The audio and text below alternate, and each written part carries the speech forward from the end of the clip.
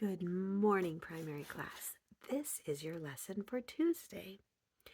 Paul left Athens and went to another important city called Corinth. Like Athens, Corinth was full of idol worshippers. With whom did Paul stay in Corinth? Do you know? Acts 18 verses 1 through 3 will let us know.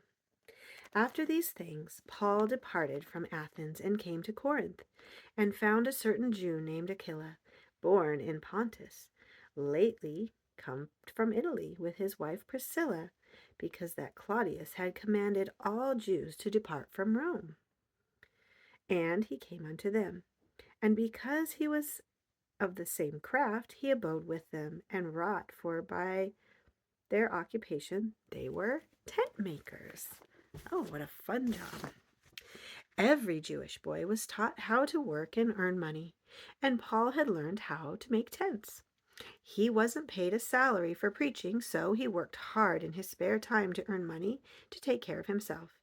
Aquila and Priscilla were tent makers too, and Paul must have enjoyed working with them, and they became very good friends. As usual, Paul preached every Sabbath in the synagogue where he told people about Jesus.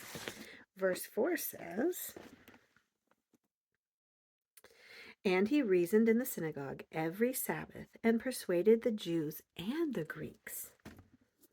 When Silas and Timothy joined Paul in Corinth, he worked even harder to help people believe in Jesus. But some of them tried to stop him, and they even said terrible things about Jesus. Verses 5 and 6 say, "And when Silas and Timotheus were come from Macedonia, Paul was pressed in the Spirit and testified to the Jews that Jesus was Christ. And when they opposed themselves and blasphemed, he shook his raiment and said unto them, Your blood be upon your own heads. I am clean. From henceforth I will go unto the Gentiles." So Paul left the synagogue and started preaching at the house of Justus, who lived close to the synagogue. But Crispus, the ruler of the synagogue, became a Christian, and that made Paul's enemies very angry. Verse 7 and 8 tell us, "And he departed thence, and entered into a certain man's house named Justus, one that worshipped God, whose house joined hard to the synagogue. And Crispus, the chief ruler of the synagogue, believed on Jesus with all of his house, and many of the Corinthians, hearing, believed and were baptized." That's very wonderful. Paul wondered if it was time for him to leave Corinth and go to some other place. How did he know what he should do?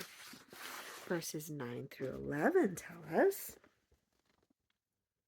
"Then spake the Lord to Paul in the night by a vision, Be not afraid, but speak, and hold not thy peace, for I am with thee, and no man shall set on thee to hurt thee, for I have much people in this city." And he continued there 1 year and 6 months, teaching the word of God among them. Oh, how wonderful.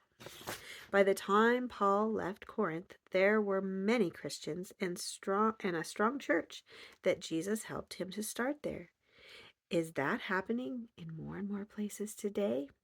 Have you heard any? All right, we'll find more out about this story tomorrow.